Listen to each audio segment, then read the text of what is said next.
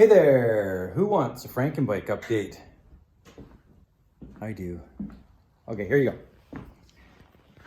We had a very productive weekend at Ginger Foster did and I. We're plugging some holes with some things. So we got, while I was tattooing, Cam worked by himself.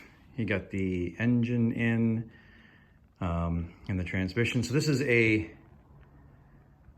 1979 shovelhead engine, Harley Davidson, and everything on the bike, it's either flat black or it's this brushed aluminum or stainless steel looking. There's no chrome on the whole bike. So a lot of it's been a lot of this engine's been brushed to give it this look. And a couple things about it. So it's got an S&S Super E carburetor on it.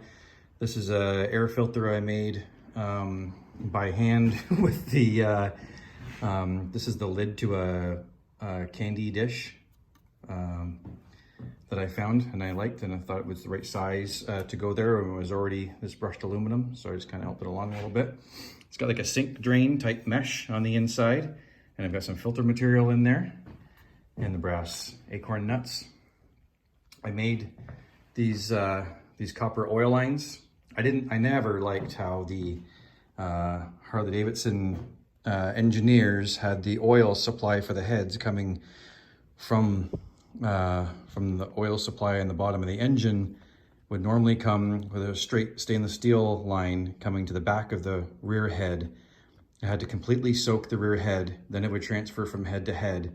So the front head would starve for oil until the back head was satisfied. So the front edge always starved. And then the oil, of course, returns through the pushrod tubes. I never liked that. So I didn't invent this, but the idea to come up to have the oil come from the bottom of the engine and get teed so that oil comes to both heads at the same time always made a lot of sense to me. So you can buy a kit that does this, and it actually follows the line of the inner pushrod tubes. I made my own, and mine just happens to follow the outer pushrod tube just to make it a little bit different and to not hide the lines quite so much. So I like the look of them. So anyway, and then I've got a oil pressure gauge teed in here as well. That's lit at nighttime, so I can just look when I'm riding. I can just look straight down and see what my oil pressure is. So that's about the engine. And the other thing is, we used to have an oil filter, a remote oil filter housing that used to hang off the front, and Cam got this really trick one that goes, you remove the end cap off of the oil pump and replace it with this piece that includes the oil filter, which I think is awesome, and I think it looks great, and it's finned and it's got matches all the fins and everything. It looks great. So we're running that, and I need to come up with some sort of oil lines to and from the oil tank, which is going to go here later on. So I have to work on that next, I guess.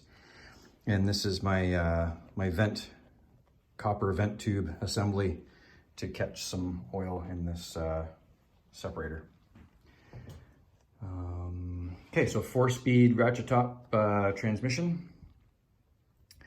And so Cam got all that installed and locked down and aligned because he's got the inner primary on. We're running a BDL 1.5 inch belt drive, and he's got the clutch all installed and adjusted.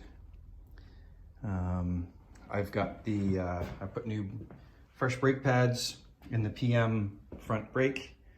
And we just run these little Russell brake lines, which are pretty trick, and let it run through the headlight nacelle, and it runs through the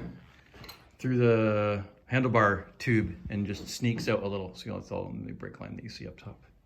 So I think that's pretty cool. And we got the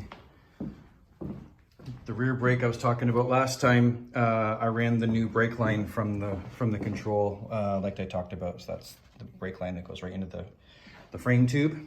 So I got new brake line run, and those brakes are bled too. So it's got brakes, and the drivetrain is in and locked. And then we have to keep packing away. We got a couple of parts on order. We got a clutch cable and we're waiting for, and the throttle cable that we got is a little bit too short, so we ordered another one.